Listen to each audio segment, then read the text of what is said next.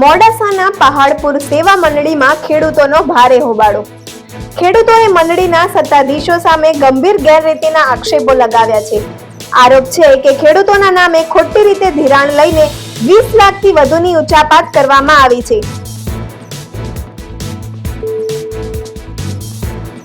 ખેડૂતોનું કહેવું છે કે ચાલુ કમિટીની જાણ બહાર ખોટી કમિટી રચીને ગેરરીતિ આચરવામાં આવી છે।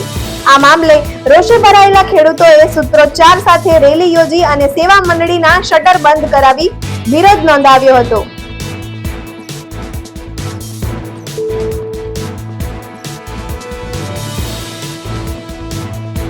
હાલ ખેડૂતોએ મોડાસા ટાઉન પોલીસ અને જિલ્લા રજિસ્ટ્રારમાં લેખિત અરજી કરી સમગ્ર મામલે તપાસની માંગ કરી છે।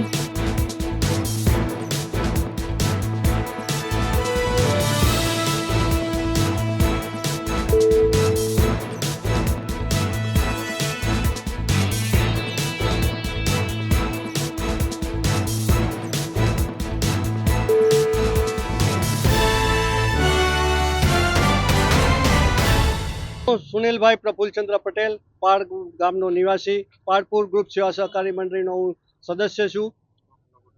ગયા અઠવાડિયે અમને જાણ થઈ કે ભાઈ જૂના કમિટી સભ્યોને એમની જોડે રાખ્યા વગર નવા ચેરમેન અને સેક્રેટરી શ્રીએ મનસ્વી રીતે નવી કમિટી એ બનાવી દીધી છે તથા તેમને સત્તાનો દુરુપયોગ કરી અને જે ડોક્યુમેન્ટ હોય દાખલા તરીકે જેવા કે ઠરાવ બુક, એજન્ડા બુક, એમાં દુરુપયોગ કરી મનસ્વી રીતે 21 જણની કમિટી બનાવી દીધી છે, બરાબર છે। અને એ બધું અમને ધ્યાન થતાં અમે આ જે નિવેદન છે હું ગામ વતી, ગામના સભાસદો વતી હું નિવેદન આપું છું કે અમને બિલકુલ લોકશાહીનું હનન કર્યું છે, સહકારી કાયદાનો દુરુપયોગ કર્યો છે અને આ કમિટી કાયદેસર રીતે દૂર થાય એવી હું આપણા માધ્યમથી જિલ્લા રજિસ્ટ્રાર સાહેબ, કલેક્ટર શ્રી અને એસપી સાહેબને હું નિવેદન આપું છું કે ભાઈ આ જે ખોટું કામ કરે છે એ કાયદેસર દૂર થાય અને આ ખોટા કામ કરતાઓને કાયદેસરની સજા થાય એવું અમારું નમ્ર નિવેદન છે।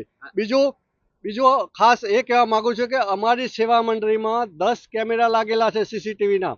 જો એમને સાચું કર્યું હોય તો હું ખાસ વિનંતી કરું છું આ સભાસદો વતી કે સીસીટીવી કેમેરાનું, એના ડીવીઆરનું કાયદેસર ચેકિંગ થાય અને એનો ન્યાય અમને બધાને મળે એવી અમારી નમ્ર વિનંતી છે।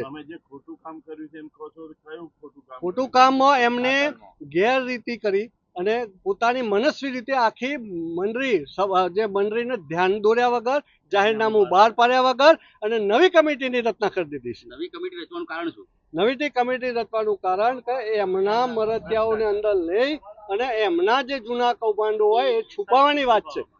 એના માટે થઈને એમને કોઈ જાહેરનામું ની રજૂઆત બતાવી નથી, સભાસદોને કોઈ ધ્યાન ઉપર દોર્યું નથી અને એમને આ કામ કર્યું।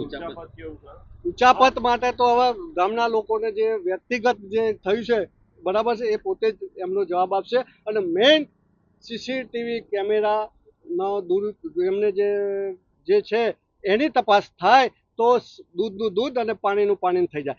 આપણી સીસીટીવી ફક્ત એકલી સેવા મંડળીના નથી, બાજુમાં દૂધ મંડળી છે એના પણ આ કેમેરા લાગેલા છે, બરાબર છે, એની પણ તપાસ થાય તો બધું જ દૂધનું દૂધ અને પાણી એમને જે બધું ખોટું કર્યું છે એ બહાર આવી જાય એવું છે અને ગામના સભાસદોને 100% ન્યાય મળે એવું છે। અને આ આજનું નથી, આવું ભૂતકાળમાં પણ એમને દૂધ મંડળી સાથે પણ કરેલું હતું।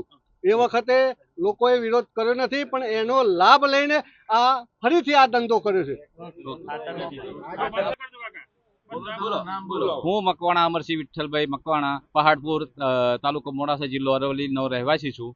મારું સેવા મંડળીમાં સભાસદ તરીકેનું લેણું ચાલુ છે અને 2023માં મારા ખાતામાંથી મારો ગેરંટર ચેકમાંથી રૂપિયા 1,49,51,000 રૂપિયા ઉપડી ગયા। બીજા નંબરમાં 2024માં 1,74,000 રૂપિયા 12.5% વ્યાજવાળા ઉપડી ગયા। ત્યારે મેં સેક્રેટરીશ્રીનો ફોન પર માહિતી લીધી કે ભરતભાઈ પટેલ ચેરમેન શ્રી ઉપાડી ગયા છે અને એ પછી ફોરેન જતા રહ્યા। પછી મારા મોટા ભાઈના 2 લાખ ઉપડી ગયા હતા 2024માં, તખતસિંહ વિઠ્ઠલભાઈ મકવાણાના। પછી એ બાબતમાં અમે સતત રજૂઆત કરતો, એમના ઘરે જઈને રજૂઆત કરી, સમાધાનની વાત કરી। પછી આ બાબતમાં કોઈ સમાધાન ન થતો એમને મને ખાલી મૂડી આલવાની વાત કરી, વ્યાજની આલવાની વાત કરી નહીં।